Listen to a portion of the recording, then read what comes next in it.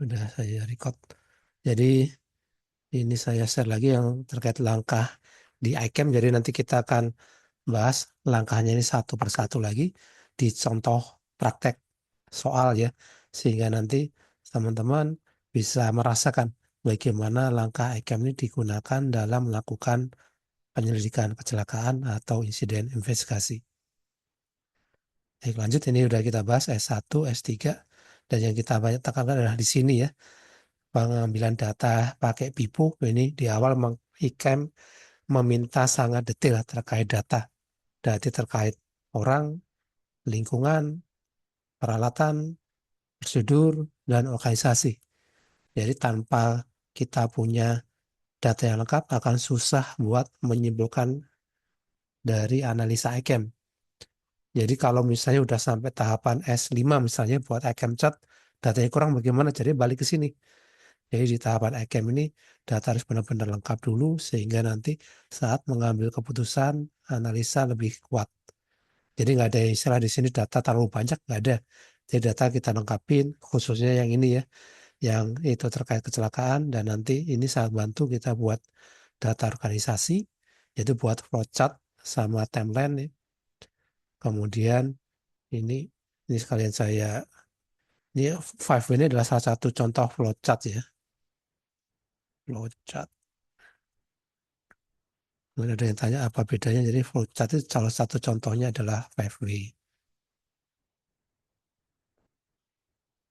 Jadi bisa pakai five ways, ada bisa incident tree. Bahkan kalau teman-teman ada yang pernah ikut insiden investigasi metode lain, yaitu pakai fault tree analysis atau root cause analysis ini bisa menjadi flowchart tadi untuk tahu dia permasalahannya, baru nanti kita balikan kembali setelah tahu. Ini ya contohnya, ini dia contohnya pakai insiden tree contohnya ya.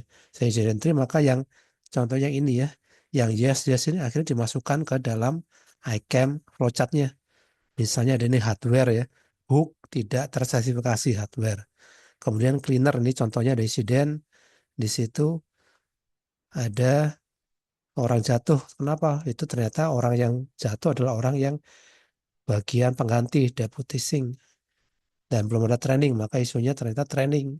Itu semua yang ada di sini akan dimasukkan ke iCam chat juga ujungnya. Sama yang kemarin kita contoh kita di desain investigasi kita.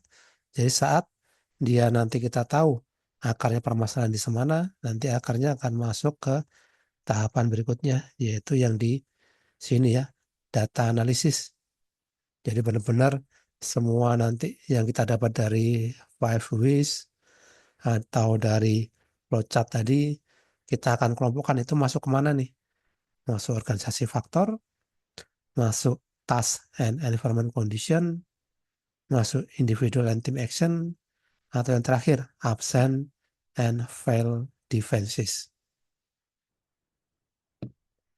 Jadi kemarin refresh kesalahan manusia ada dua yang disengaja dan tidak disengaja.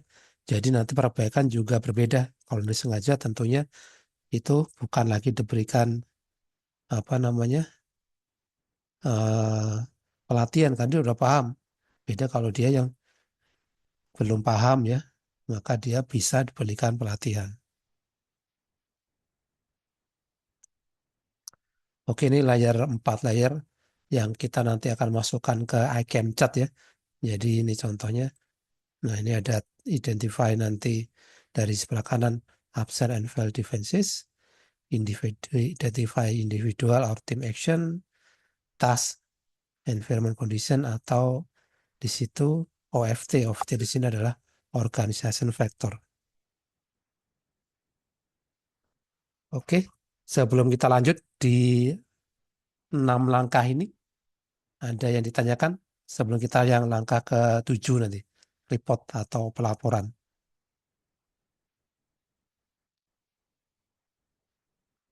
Nah, kan kalau ada,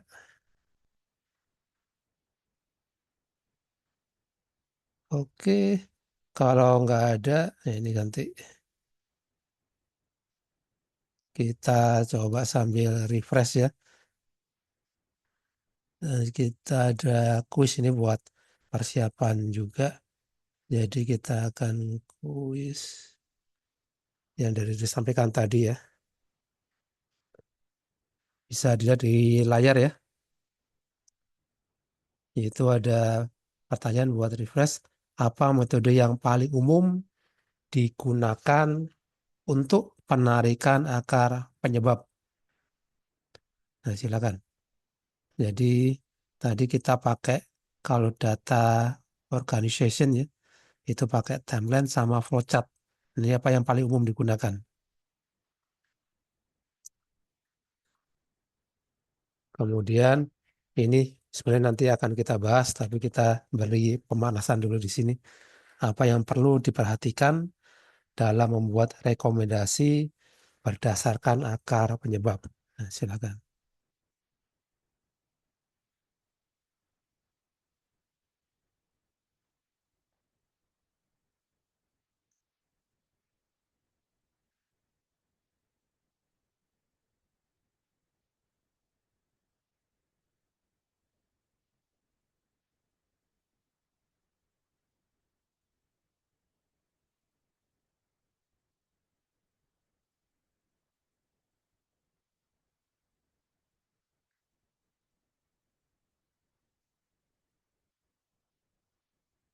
Oke, sudah 5 yang jawab.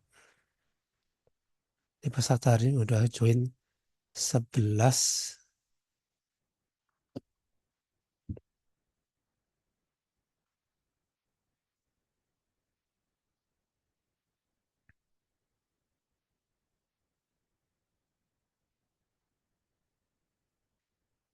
Oke, kita tunggu. Ada baru 6 jawab.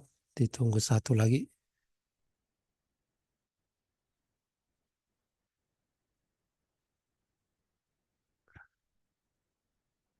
Ada. Ya, Pak Herlan lagi di jalan. Oh, ya, silakan, Pak. Hati-hati di perjalanan. Mudah-mudahan lancar. Oke, kita bahas dulu ya. Ini udah 6 yang menjawab. Kita end poll dan share. Jadi metode tadi ya, yang paling umum ya. Ada, jadi kita bahas ya. Buat flowchart dan timeline. Dan buat cari akar permasalahan atau penyebab pakai salah satu yang paling umum adalah ini ya. Five way analysis dan fishbone. Tadi nggak kita bahas detail ya, berarti ini adalah fishbone adalah salah satu yang paling sering digunakan. Jadi kalau teman-teman pernah pakai investigasi metode lain, pakai fishbone ya, ini bisa ya. Yang ada main, method, material, kemudian di metode lain, atau pakai five way analysis, ini bisa. Bisa ada kejadian tadi ya, mobil menabrak mobil lain, kenapa berhenti itu tidak aman di lampu merah, kenapa? Oh, dia ternyata nggak konsentrasi, kenapa nggak konsentrasi? Oh, dia ternyata sedang ambil telepon, ini five way terus, ini bisa. Ini semua udah benar ya. Nah, ini yang pembuat perbaikan, apa yang perlu dilakukan buat rekomendasi. Ini ada dua yang kurang tepat. Memang yang benar harus spesifik ya, dapat diimplementasi dan terukur. Nah, ini memang organisasi faktor adalah hal yang perlu kita identifikasi. Nah, ini tapi sayangnya ya, nggak harus mencakup semua elemen. Kenapa? Karena sekali lagi elemen organisasi itu sangat lebar, sangat susah buat perbaikan, dan situ perlu biaya tinggi. Jadi nggak semua faktor organisasi itu bisa kita lakukan segera. Jadi kita nanti akan pilih prioritas atau hal penting mana di organisasi yang perlu diperbaiki. Jadi di situ nggak bisa kita semua perbaiki, tapi kita akan pilih-pilih faktor organisasi mana yang bisa kita lakukan perbaikan atau dilakukan rekomendasi untuk lebih sempurna lagi. Baik, itu buat sharing kuisnya dulu ya. Kita balik lagi ke presentasi.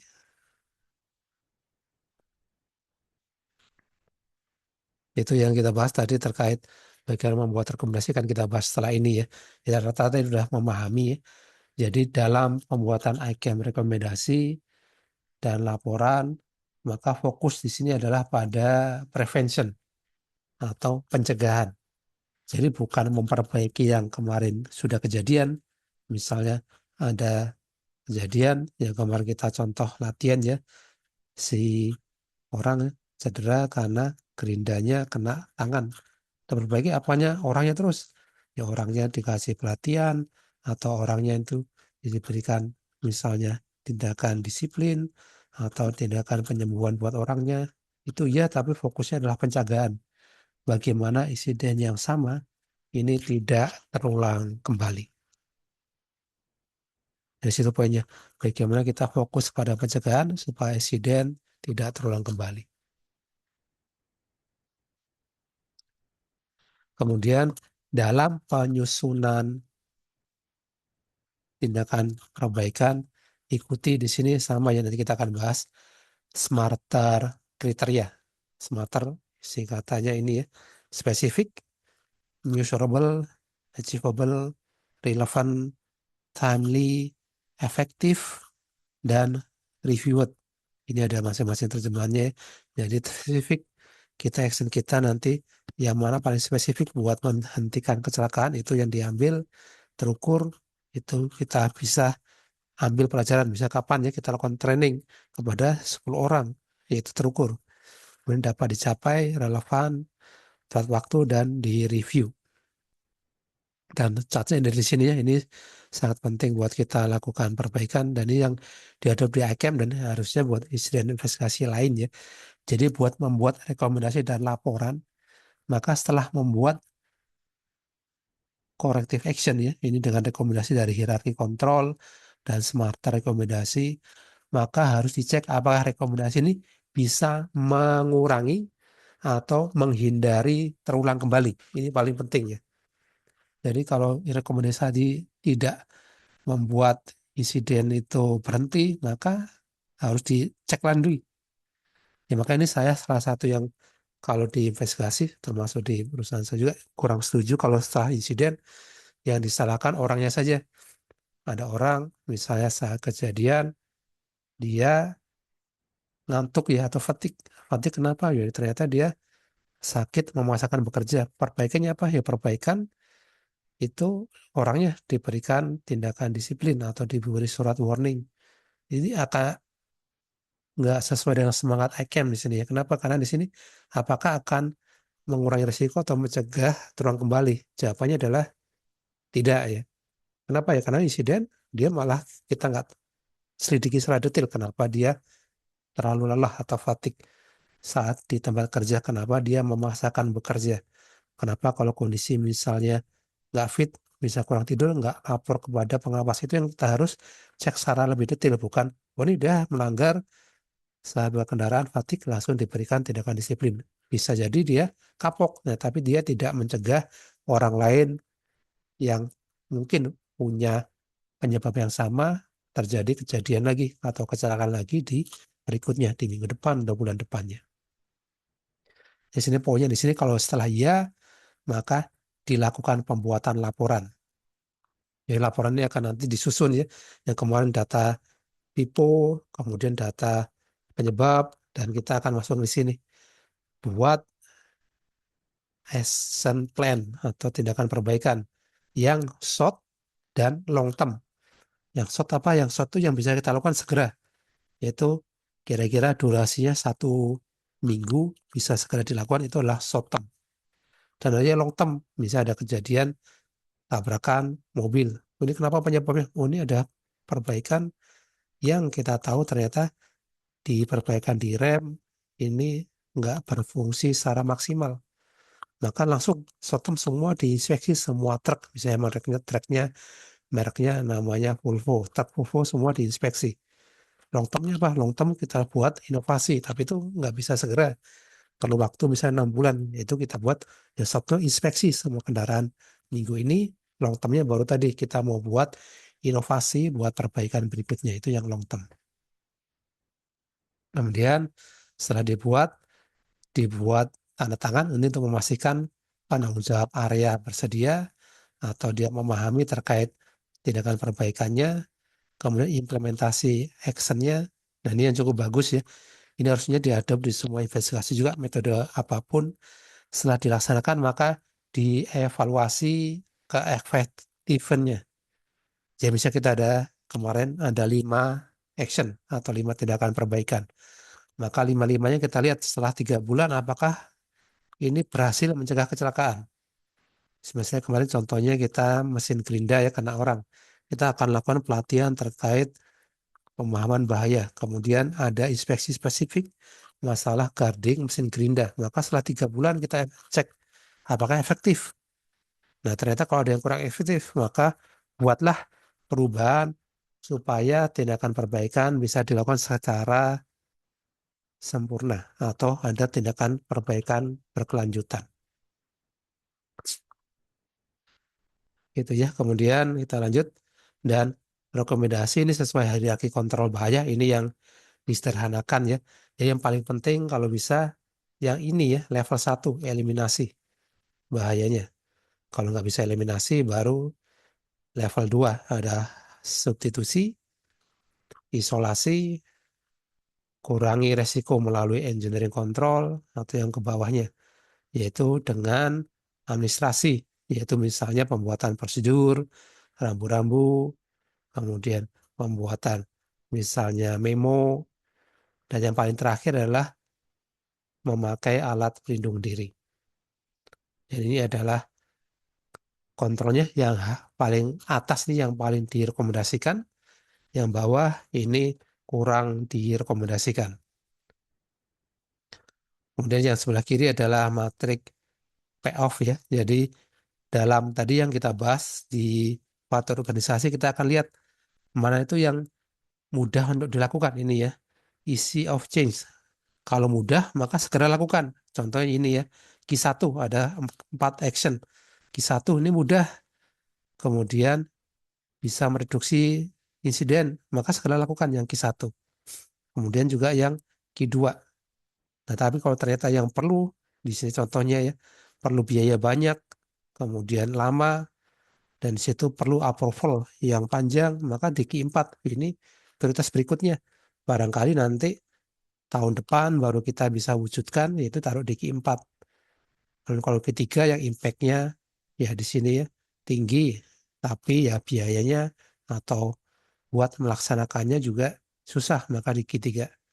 Jadi yang paling bagus Q1 dan Q2 ini yang dilakukan duluan.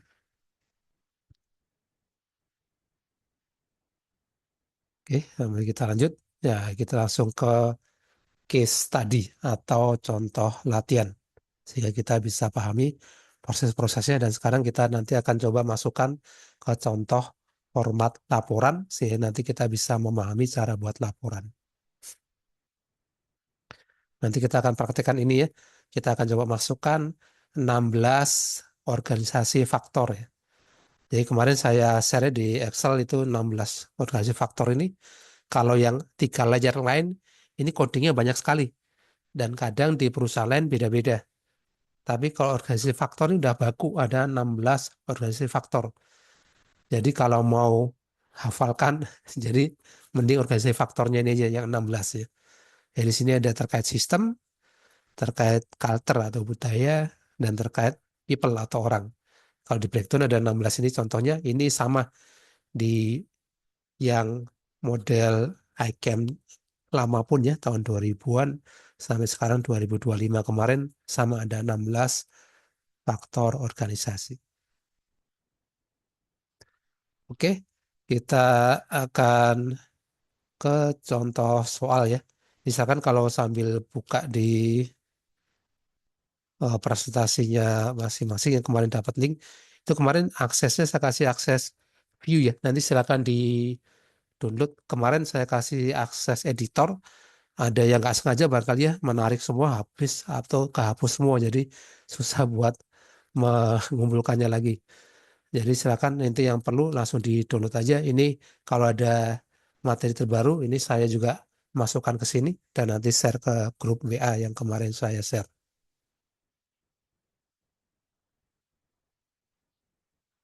Oke, kita akan pakai saat ini buat latihan soal yang latihan soal kedua. Ini contoh yang sedikit teknis ya dan lebih detail. Misalnya di kegiatan konstruksi ya, ada kegagalan pengangkatan kren. Jadi nanti kita akan diskusi. Silakan nanti jika ada masukan atau pertanyaan sambil kita diskusi, silakan. Ini contohnya ke salah satu contoh kasus. Ini sebenarnya insiden sebetulnya ya, tapi kita samarkan kejadian, tanggal, dan lokasinya. Pada tanggal 12 ada pukul 10.15 terjadi insiden saat pengangkatan kontainer menggunakan kren truk. Beban yang diangkat oleh kren truk tiba-tiba mengayun akibat tali sling yang dipasang ini tidak terpasang dengan baik. Kemudian beban kerja menabrak seorang pekerja yang sedang ada di area kerja, menyebabkan cedera serius pada lengan dan bahu kanan pekerja.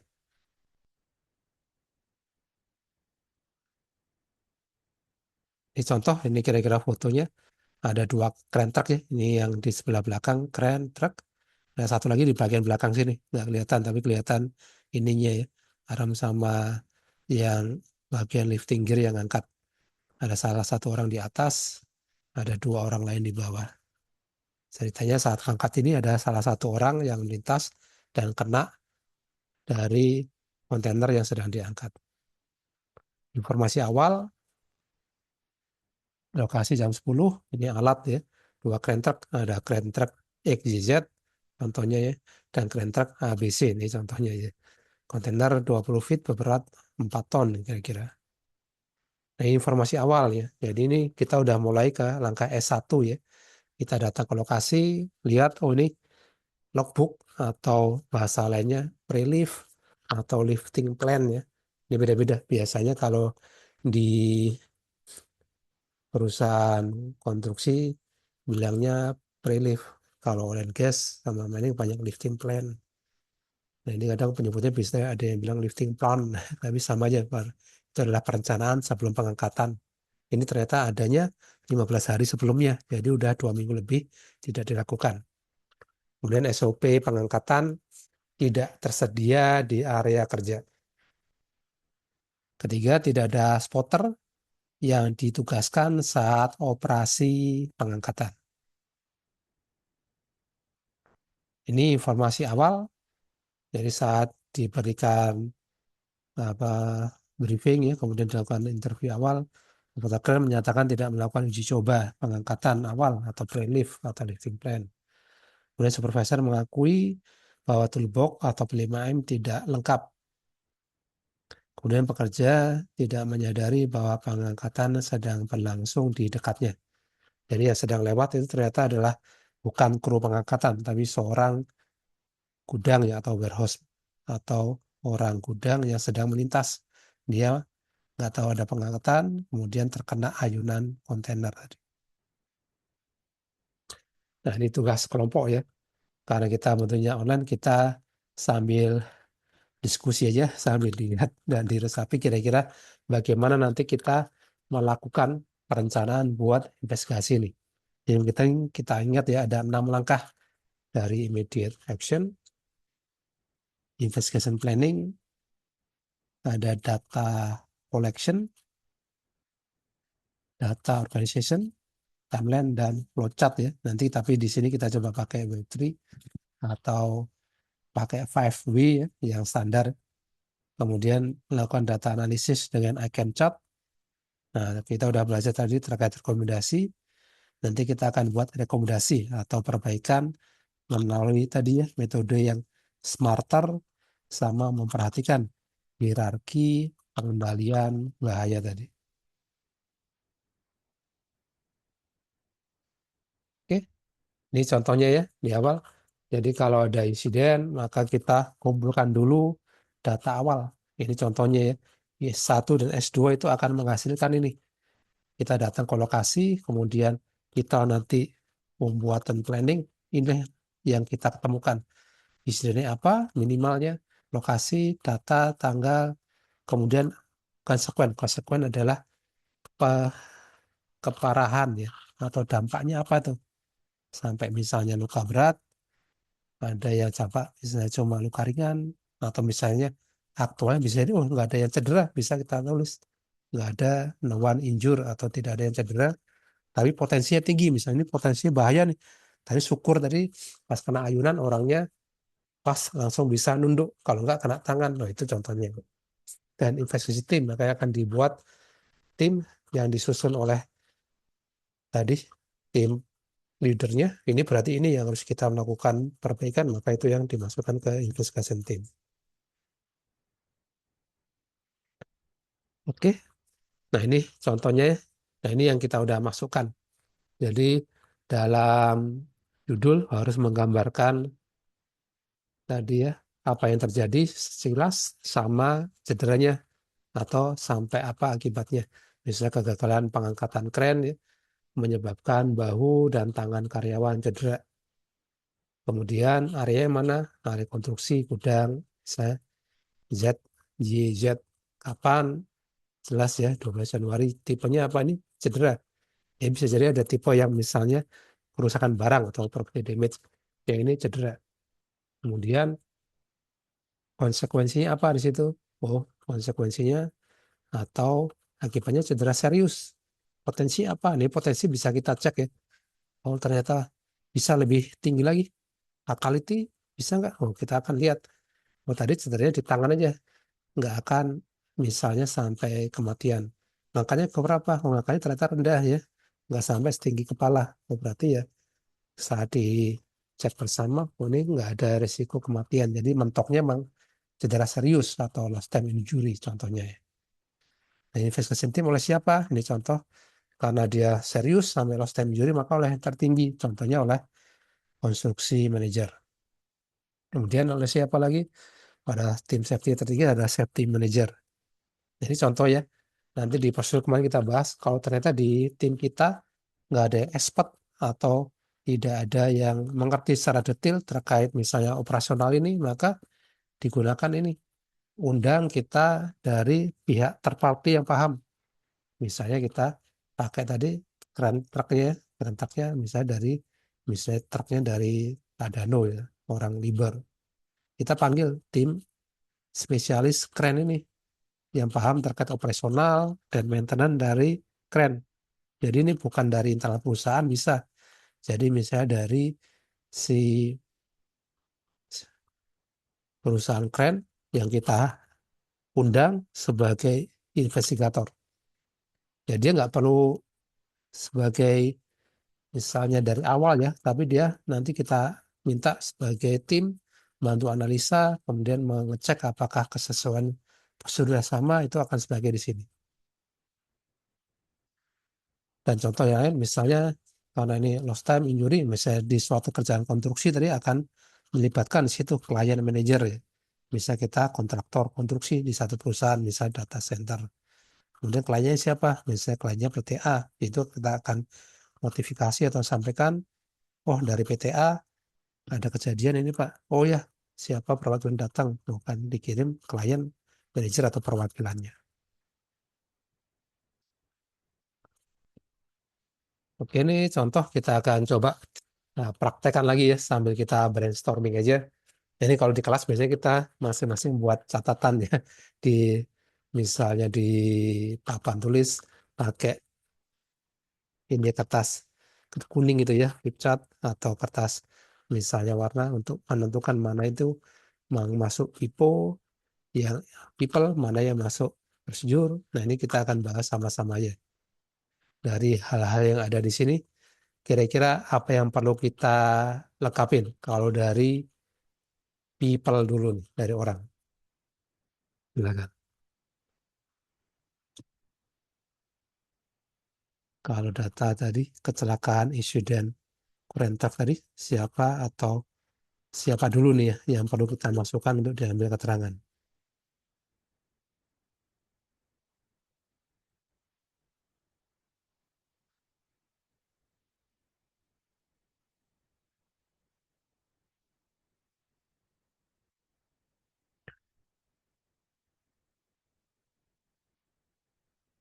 Tadi kita lihat ada operator keren truk. Nah, itu ada dua ya minimal. Siapa lagi kira-kira yang perlu kita ambil keterangan?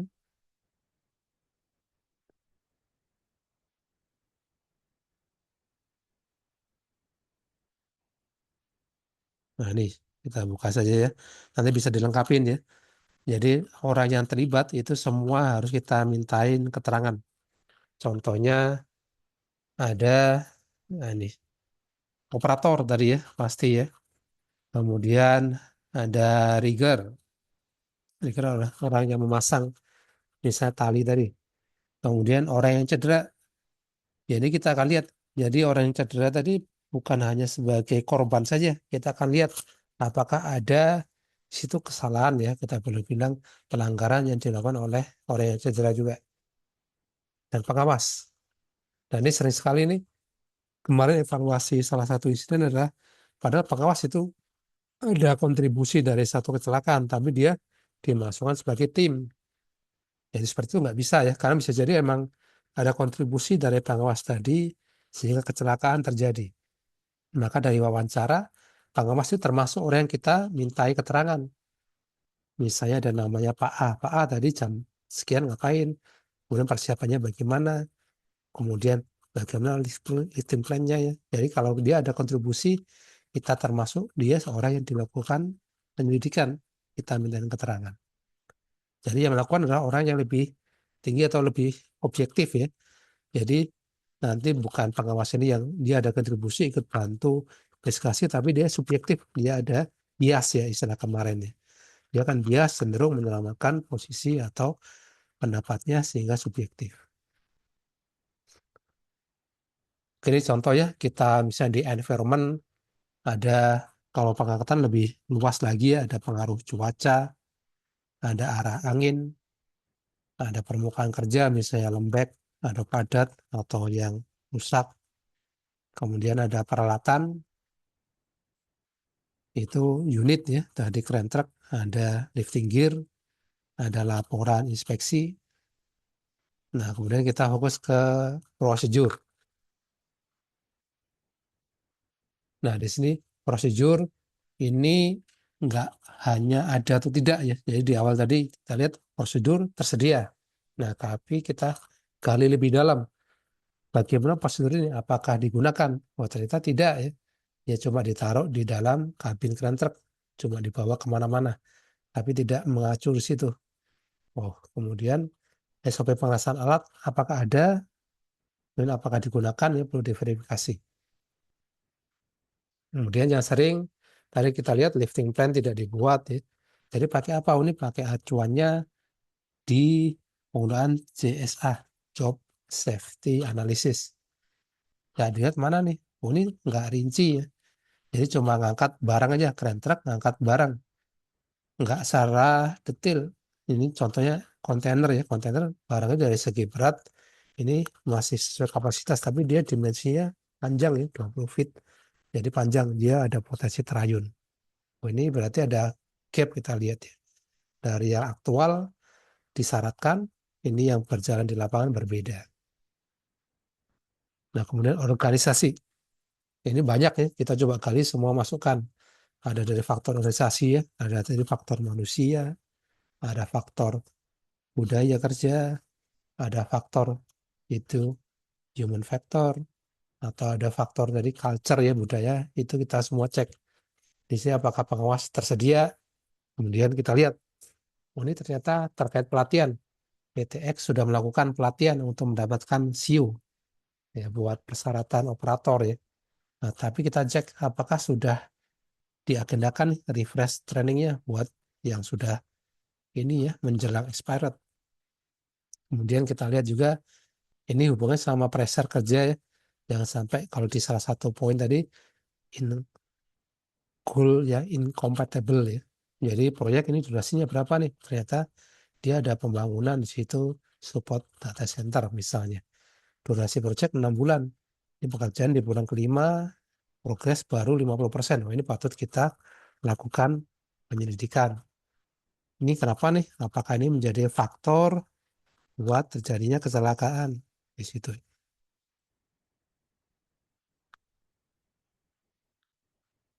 Kemudian yang lain kita akan cek misalnya bukan operator ini saja tapi menyeluruh. Konsepnya ICAM ya. Dari satu operator yang bekerja, kemudian terlibat ada tambahan satu lagi, dan total ada berapa nih? Oh, ternyata di lokasi konstruksi ini dia sedang fokus besar. Ada contoh 20 operator. Shift siang 10, ada shift malam 10. Oh, Kita lihat bagaimana SEO-nya ini. Oh, ternyata sudah 20 punya SEO. Oh, itu bagus ya. Tinggal nanti kita fokus yang lain. Berarti udah punya SEO, kita anggap operator kompeten. Kemudian terkait di situ terkait safety talk, kapan safety talk terakhir?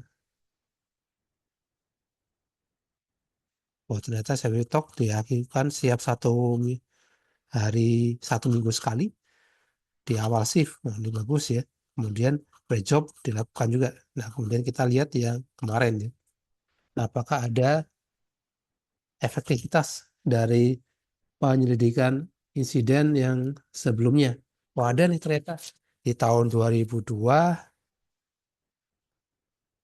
dia ada insiden dan ternyata perbaikannya itu seperti ini. Oh, ternyata perbaikan adalah refresh penggunaan kren ya, fokusnya ke operator dan penggantian unit atau kren yang sudah tua atau sudah lebih dari 10 tahun.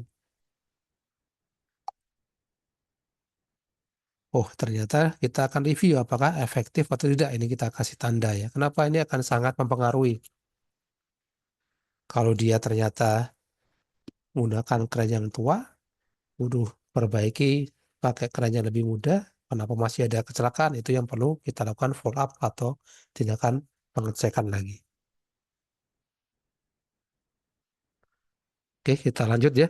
Jadi dari data ini semua yang banyak, kita akan mulai nanti kumpulkan mana yang kontribusi atau kira-kira yang nggak standar, ini yang perlu kita nanti lebih detailkan lagi.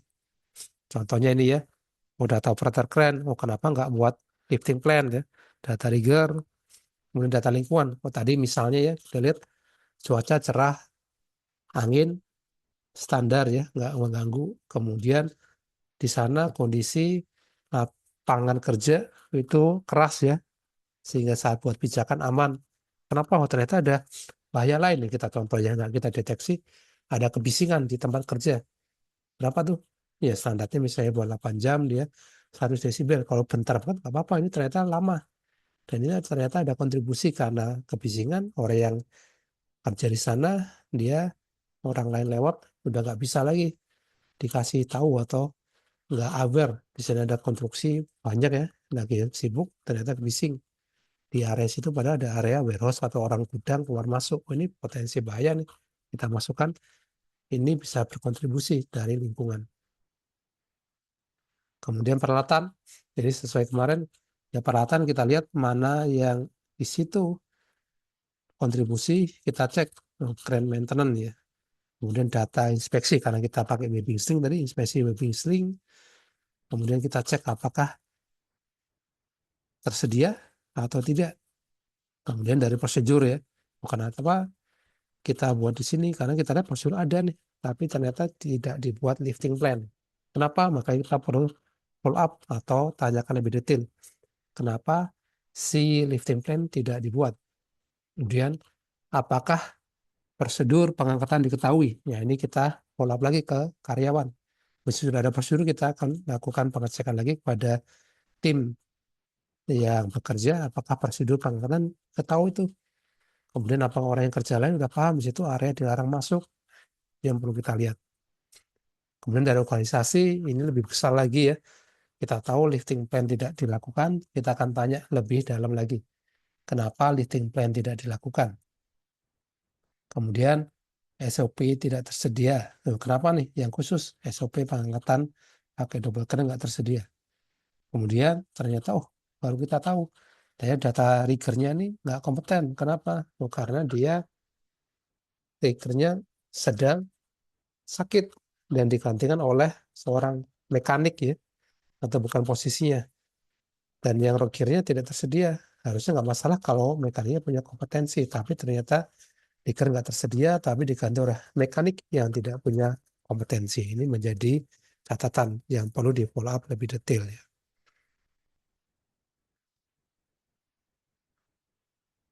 Oke, kita lanjut. Dari contohnya ya, ini adalah kita buat timeline tadi ya, dari data pipo yang sudah ada. Ini dari timeline ini kita akan susun. Ini kita buat ada lebih complicated ya, ada 2 kejadian. Ada pre-event, event sama post-event. Kemudian ada pre-event lain, yaitu ada welder menuju area pengangkatan atau area gudang.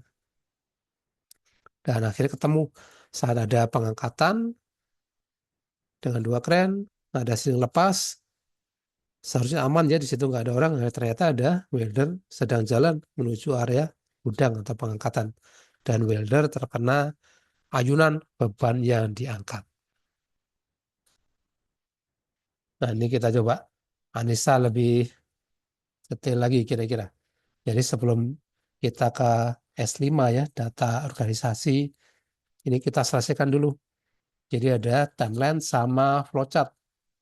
Nah, di flowchart ini kita akan lihat event penting apa yang bisa kita telusuri lebih detail untuk tahu penyebabnya dari timeline ini. Apa kira-kira? Event apa yang penting?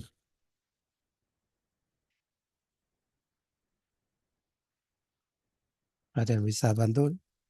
Jadi setelah kita buat lintasan waktu atau timeline, kita identifikasi di situ timelinenya adalah apa event penting atau key event yang bisa menentukan akhirnya terjadi kecelakaan.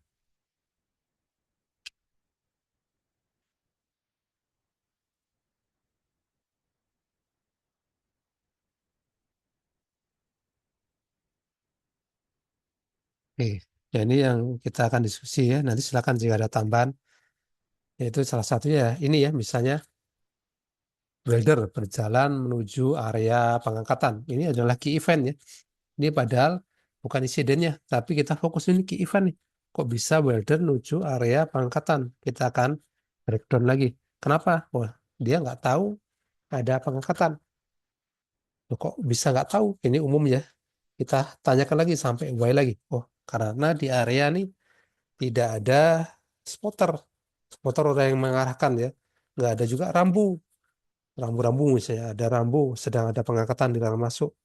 Nggak ada ini barricade.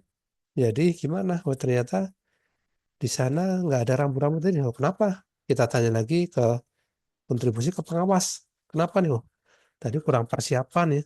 Kita baru start pekerjaan, kemudian buru-buru, udah setting kren, udah mau diangkat. Wah, ini kenapa nih? Ini ternyata nggak ada komunikasi terkait pengangkatan. Jadi ternyata baru dipanggil, di area tersebut belum dikomunikasikan dan mendadak. Kenapa lagi? Ya, ini berarti ada planning pekerjaannya yang buruk. Buruk kenapa? Ya kita bisa breakdown lagi kalau memang itu bisa. Bisa karena tadi ya faktor turun pekerjaan yang buru-buru sehingga akhirnya budaya buru-buru sehingga tidak disiapkan perlengkapannya. Nah, kemudian kita lihat key event yang lain, event penting yang lain apa yang ada di situ. Oh, ini ternyata webbing si lepas. Oh, kenapa lepas? Ini pasangnya nggak benar. Oh, kenapa nggak benar? Oh, ternyata personel tidak kompeten. Kenapa nggak kompeten? Oh, belum dapat training. Oh, dia ternyata bukan seorang rigger ya, tapi dia sebagai seorang mekanik. Wah, itu kenapa nggak di training? Ya ternyata belum dibuatkan TNA di sini ya, training need analysis atau analisa buat matrik trainingnya. Harusnya kalau dia ternyata perlu bekerja buat support lifting, maka dia perlu di training buat pelatihan buat orang rigger, orang yang bantu pengangkatan. Kemudian ke event yang lain kita coba lihat pengangkatan pakai dua kren. Kenapa? Oh, ternyata ya hanya ada dua kren tadi ya di lokasi ya spesifik di area. Dan kenapa lagi? Ya ternyata udah benar. Yang pakai dua kren itu ya udah benar. Jadi yang salah hanya metodenya. Jadi kita stop di sini. Jadi yang kita perlu nanti identifikasi yang ada potensi menyebabkan kecelakaan kita taruh di yang hijau sama merah ini. Kita nanti akan breakdown masukkan ke data analisis yang empat ini.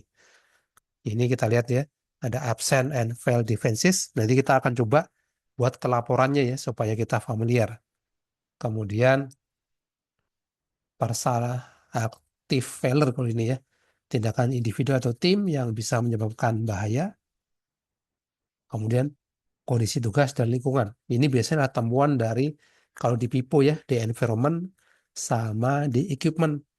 Jadi kalau ada yang nggak standar di situ, maksudnya ke sini nanti juga ke task environment condition, kondisi tugas dan lingkungan yang berkontribusi terkait kecelakaan. Kemudian ada juga faktor organisasi, ini yang luas ya.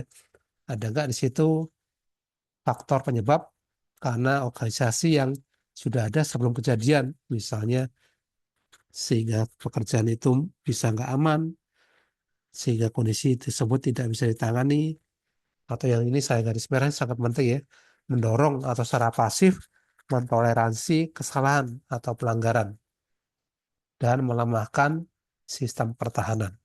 Dari sini organisasi adalah sangat penting kalau di ICAM. Kalau ada kontribusi organisasi, kita harus lihat organisasi yang salah di mana, kita fokus buat perbaikan di situ. Nah, kita akan coba ya ke format di ICAM di laporan. Ya, ini kalau mau buka ini ada prosedur, form. Nanti form laporan contohnya ini ya. Ini kita akan coba yang form laporan isian. Nanti kalau mau coba yang kosong silakan. Ini buat nanti review atau perbaikan. Ini kita praktekkan yang form laporan ICAM. Nah, kita akan coba dumping ya atau masukkan yang ada di PowerPoint-nya awal data kita tadi ke laporan nih. Jadi contoh ini yang seperti ini ya, ini contoh laporan versi ICAM yang standar. Jadi kita akan masukkan insidennya apa nih? Oh, ternyata di situ ada lost time injury contohnya ini misalnya. Nah, cek. Kelas insiden, ini dia lost time injury, kelasnya itu kelas 2 misalnya. Tergantung kelas yang kejadian masing-masing ya. Kemudian namanya siapa? Ini nama laporan yang cedera abadi seorang welder, kejadian tanggal 12 Januari. Tipe insiden nih ya, orang cedera ini bisa dicek atau no. Kemudian lokasi di mana? Di area pengangkatan, di mana spesifiknya proyek data center. Kerjaan yang dilakukan apa? Sedang pengangkatan kontainer dengan dual crane. Kemudian penyebab langsung apa? Ini kita nanti akan kita isi ya di bawah ini penyebabnya. Kemudian, nah ini sebelum ke sana, kalau ini di bawah diisi dulu nih. Kata orang yang cedera atau sakit, misalnya bahu kanan, patah, tulang tertutup. Kemudian pekerja shift apa, dia udah berapa jam di tempat kerja, kemudian pelatihnya apa, kemudian peralatannya apa, orang yang terlibat siapa nih, dilengkapi semua. Ini yang kita lihat di investigasi tadi ya. Ada pengawas, ada operator, ada mekanik, ada orang yang cedera. Kemudian di investigasi ini ada construction manager, contohnya tadi ya.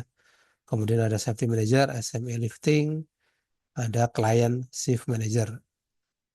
Nah ini ada contoh komen-komen tapi ini nggak usah, nanti langsung kita ke bawah dulu nih ya.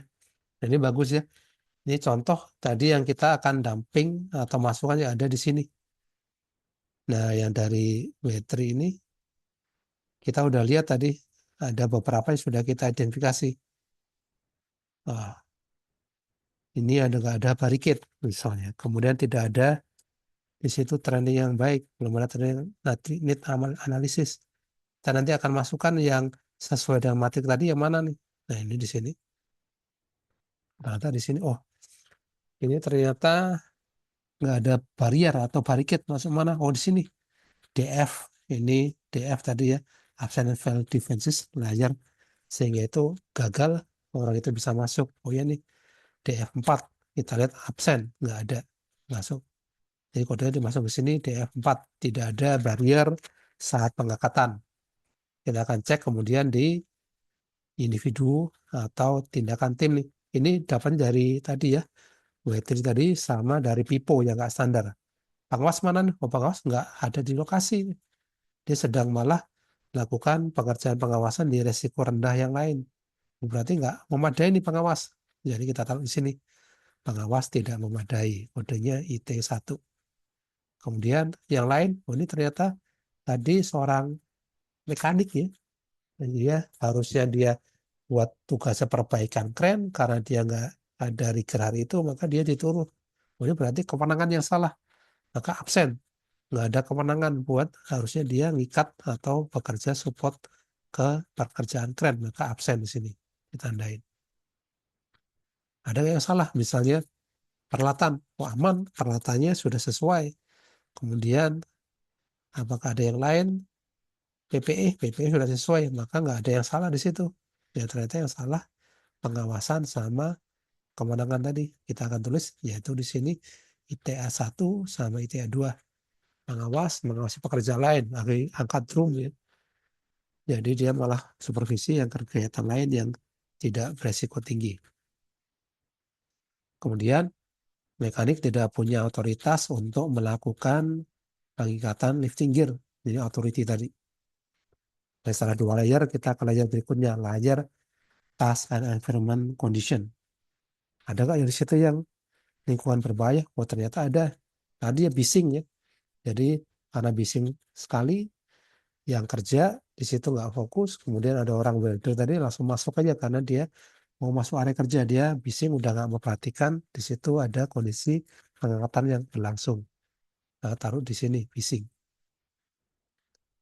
Kemudian peralatan, oh ini ternyata ada signifikan peralatannya. Kenapa? Nah, ternyata ada alat bantu lain, yaitu lifting gear yang nggak standar. Oh ini ternyata tidak tersedia lifting gear untuk angkat lebih dari 5 ton ya. Jadi dia gunakan alat bantu yang ada di sana, pakai webbing, dimodif webbing ya, diikat lagi, itu padahal nggak standar. Harusnya ada lifting gear untuk alat angkat 5 ton. Jadi kita akan masukkan di sini yang ini, WF4 dan WF9. Nah, itu terakhir di ujungnya yang paling penting adalah organisasi faktor. Nah, ini kita lihat tadi ada training, ada terkait di situ di peralatan. Nah, ini kita akan lihat apa saja kontribusi. Oh, ternyata dari atas ya training. Belum ada training need analysis, maka kita akan blok di TR. Mekanik yang membantu operator belum training rigging atau SEO. Apalagi oh, ternyata OR itu apa? Belum ditunjuk. Ini organisasi faktor yang OR di sini ya. Ini adalah terkait bagaimana penunjukan person sesuai kompetensinya. Jadi belum ditunjuk atau direkrut untuk pekerjaan pengangkatan. Jadi cuma ada operator. Jadi beresiko ya. Kemudian lifting plan tidak dibuat. Ini prosedur ya. Ada pelanggaran. Lifting plan tidak dibuat. Lokasi tidak menyediakan sistem untuk cek kepatuhan pembuatan lifting plan. Jadi sampai tadi 15 hari tidak dibuat, tidak dilakukan kontrol atau tidak dilakukan perbaikan. Jadi nggak dicek bagaimana pelaksanaan pembuatan lifting plan. Ini yang lain apa? ORM. Kenapa nih?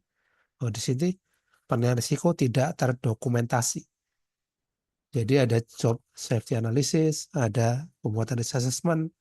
Ini hanya dibuat di awal, tapi tidak didokumentasikan dan tidak dijadikan dasar buat melakukan pekerjaan. Maka jadi finding lagi.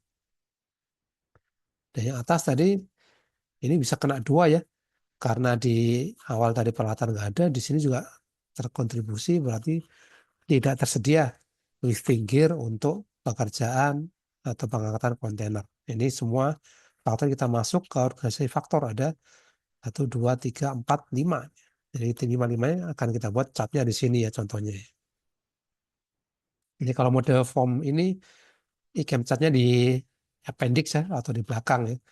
Ada TR, kemudian OR, PR. Ya ini nanti kita akan bisa masukkan semua yang ada di sini. Kemudian task and frame condition ada nih WF4, WF9. Nah, kemudian apa lagi? Oh, ini ternyata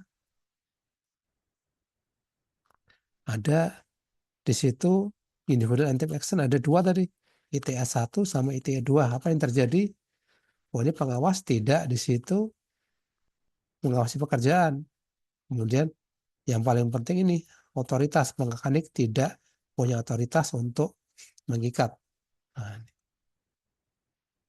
kemudian ada lagi yang berpengaruh. Oh, ini ternyata ada yang awal absent and fail defenses di kode DF4. Tidak ada barrier. atau tidak ada barricade saat pengangkatan. Nah, kayak ini kita bisa lihat ini semacam garis lurus ya. Ada lubang di organisasi, ada lubang di tas, ada lubang di tim, ada lubang di absent and fail defense. Ini akhirnya menjadikan kegagalan pengangkatan kren. Jadi di sini karena ada bahaya, tidak ada pengendalian yang baik dari 4 barrier faktor ini, terjadilah kecelakaan. Ini contohnya dibuat semacam ini ya. Kemudian dari sini kita masukkan ke atas lagi nih. Karena ini atas. Apa yang terjadi? Oh, ini tidak ada spotter. Nanti kita pindahkan ya dari layar yang absent and fail defenses. Kemudian apalagi ini personel salah dan memasang living gear, nggak kompeten ya, nggak punya otoritas. Kemudian pengawas tidak memadai T1.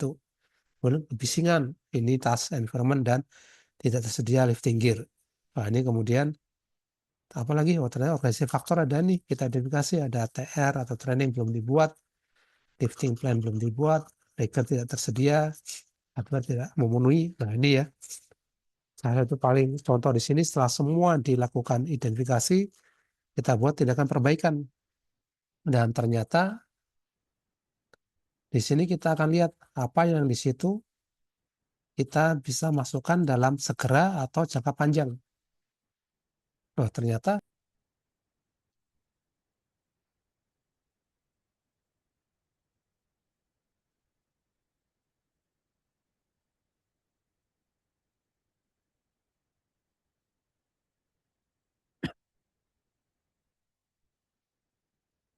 sharingnya mati. Ini saya kayaknya sinyalnya lagi ada nggak stabil. Saya off-kan dulu kameranya ya.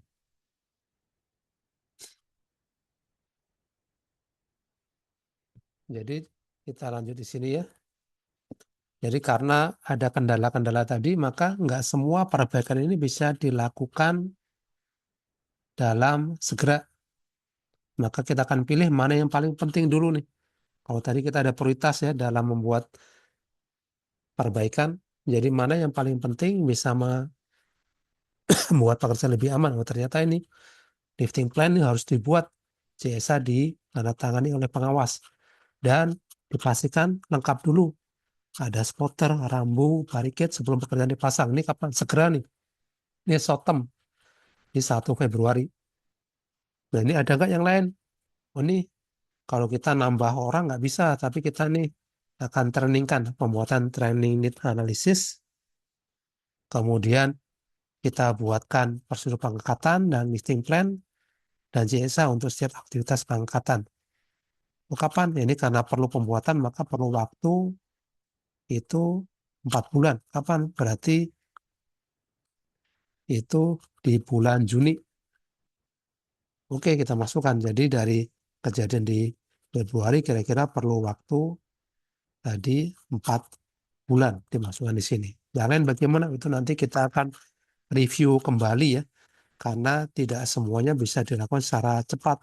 Jadi makanya 2 dulu yang kita buat itu supaya bisa terukur dan terlaksana supaya bisa mencegah insiden terulang kembali. Oke, kalau sudah maka kita akan komplitkan. Jadi ini contoh itu salah satu contoh report yang komplit dan taktis ya. Jadi sini kita lihat sudah selesai, baru nanti dikirim ini laporan ini dikomentari ya. Komentarnya adalah cek pengawas, kemudian dicek oleh branch manager, kemudian dicek oleh konstruksi manager, HSE manager, dan ada komentar direktur. Maka ini sudah bisa dikumpulkan atau dilaporkan. Kalau misalnya perlu ke klien, maka dikumpulkan ke klien atau ke klien representatif tadi. Oke, itu barangkali kita share contoh laporan yang lengkap. Ini dari sini sama ya. Cuma tadi kita pindahkan ke bentuknya laporan. Nah, biasanya kalau kita sampaikan dari presentasi adalah kira-kira semacam ini ya. Tapi nanti kalau kita buat laporan secara lengkap, maka bentuknya semacam laporan seperti ini tadi. Jadi ini contoh laporan ICAM yang sudah detail dan baik. Bila dilengkapi dengan penyebab, kemudian tindakan perbaikan, ini bisa kita kumpulkan atau diberikan kepada tim untuk diperiksa dan dikumpulkan untuk dimonitoring perbaikannya.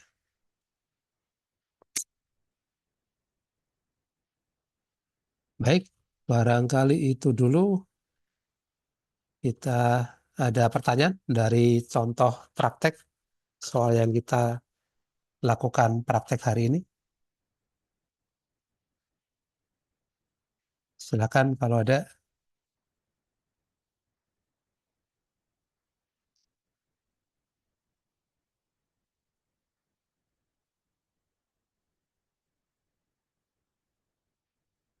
Nggak ada.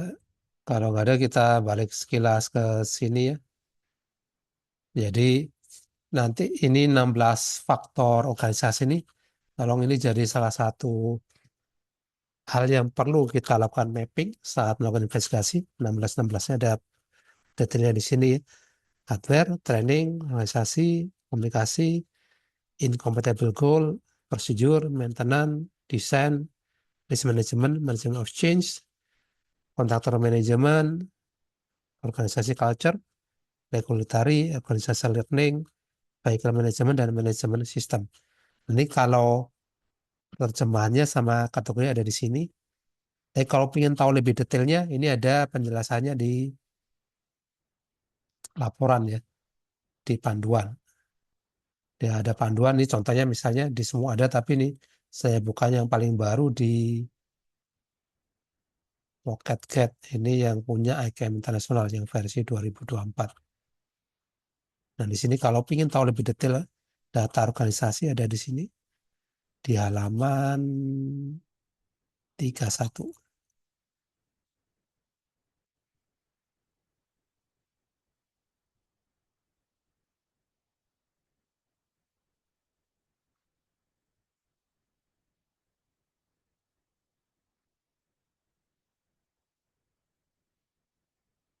Nah,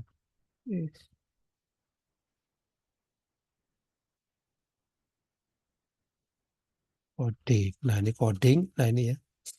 Ini codingnya. Ini kalau ini beda-beda. Tapi ini kalau mau lebih detail di DF atau apa, itu semua di sini. Tapi yang DF ini di berbagai versi cukup berbeda. Nah, kalau yang organisasi faktor ini yang semuanya sama. Ini nanti kita lihat di halaman yang bawah. Ini yang TE.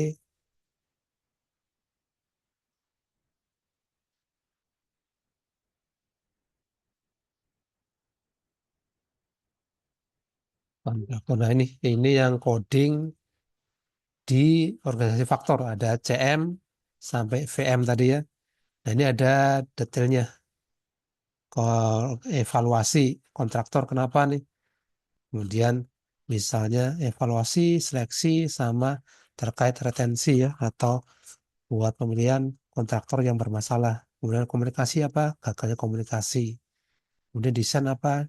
Desain tanda peralatan itu yang tidak membutuhkan atau difficult atau susah membuat penggunaan. Jadi ada total 16. Jadi kalau mau detailnya ada di sini. Kemudian ada validasi ya. Jadi memastikan si organisasi faktor tadi sudah ada, tersedia, dan itu memang berkontribusi terkait kecelakaan. Jadi kalau cara ringkasnya di sini ada 16 faktor, tapi kalau ingin lebih detail ke buku rujukannya bisa ke tadi ya, buku rujukan yang bahasa Inggris, tapi sama persis ya. Ini kita ringkas supaya lebih mudah memahami terkait coding di insiden investigasi metode ICAM yang faktor organisasi.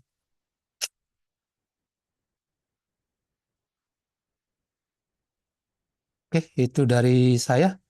Sebelum kita tutup, barangkali ada yang mau ditanyakan atau ada yang mau didiskusikan, silakan ya. Masih ada waktu.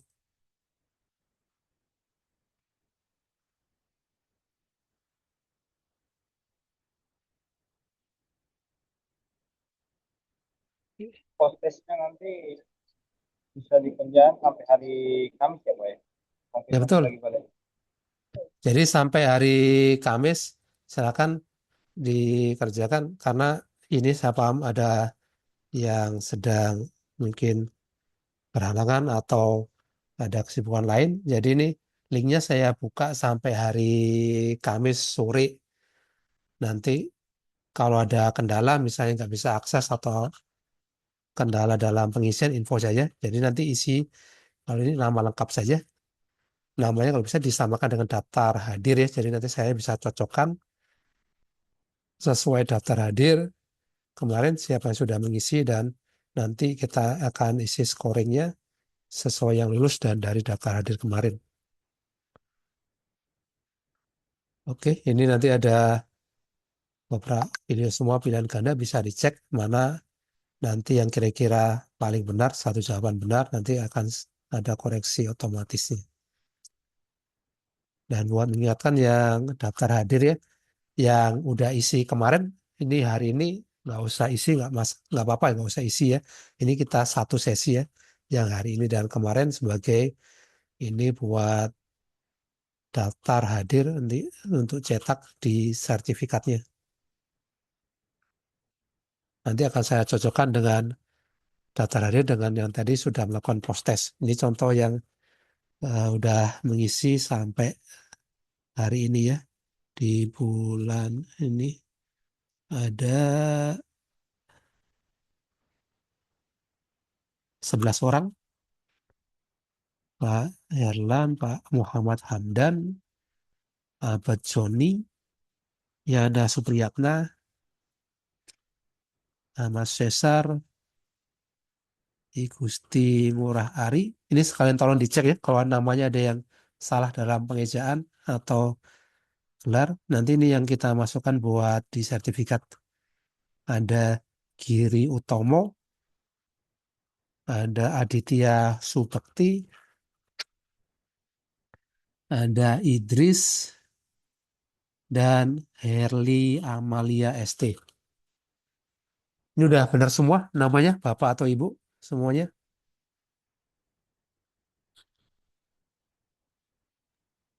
Benar, Pak. Oke. Ini saya sekalian nanti kirim di chat ya.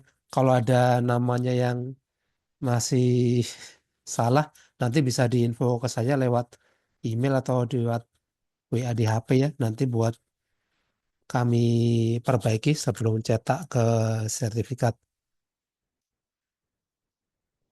Jadi pengalaman sebelumnya semua ini nanti kita review hasil semua daftar hadir di mana. Hari ini nggak perlu isi daftar hadir Pak ya. Ini sudah kalau udah isi kemarin sekali saja. Jadi nggak perlu isi kalau kemarin sudah hadir. Jadi sekali saja buat satu sesi hari ini dan kemarin.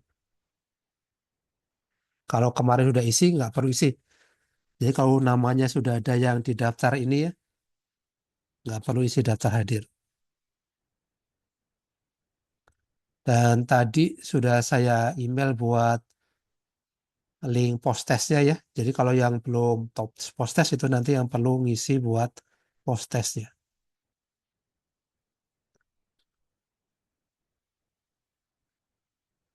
Post test paling lambat ini Selasa, mau Selasa atau hari Kamis Bapak?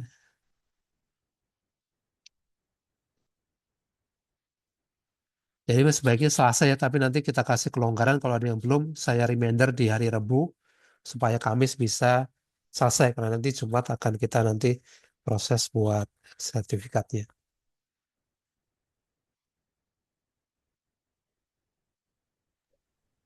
Sertifikatnya dalam bentuk PDF aja, Pak.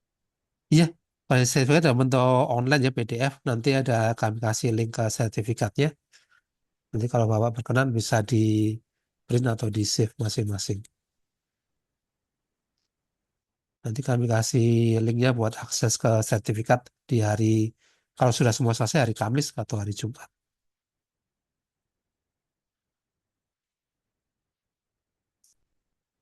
Oke, dan di sini saya share ada grup alumni ya. Ini dari kita batch pertama sampai sekarang, ini banyak kira-kira ada 100 alumni.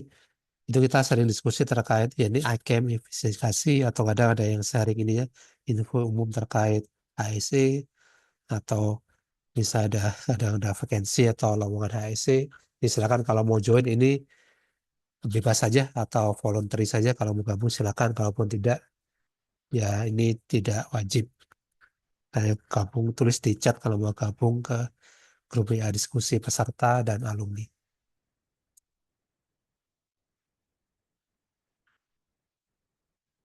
Oke, ada mungkin hal lain yang mau ditanyakan Bapak atau Ibu? Kira-kira ya Pak ya, cukup aja kita langsung lanjut proses. Oh, baik. Silakan lanjut post test ya. Kalau ada kendala nanti bisa info ke saya atau misalnya nggak bisa akses nanti ke post test. Jadi nanti bisa sambil baca materinya. Jadi emang materi ini kita kirim semuanya supaya Bapak bisa baca. Kemudian nanti kalau ada pertanyaan kapanpun silakan chat ke saya atau di grupnya kita biasa diskusi. Dan nanti kalaupun ada kesempatan, bisa ada sesi lain, kita akan info ya ke Bapak atau Ibu, bisa ada yang ingin sesi offline ya. Sebenarnya saat kita anjurkan offline ya, karena kita bisa sambil praktek secara langsung di case incident. Ya mudah-mudahan ada kesempatan berikutnya. Oke, kalau nggak ada nih, saya tutup dengan pantun nih, biar semangat. Nah, kalau ada sangmur di ladang, boleh kita numpang mandi. Jadi kalau ada umur panjang, boleh ketemu, kita numpang ngopi lagi ya.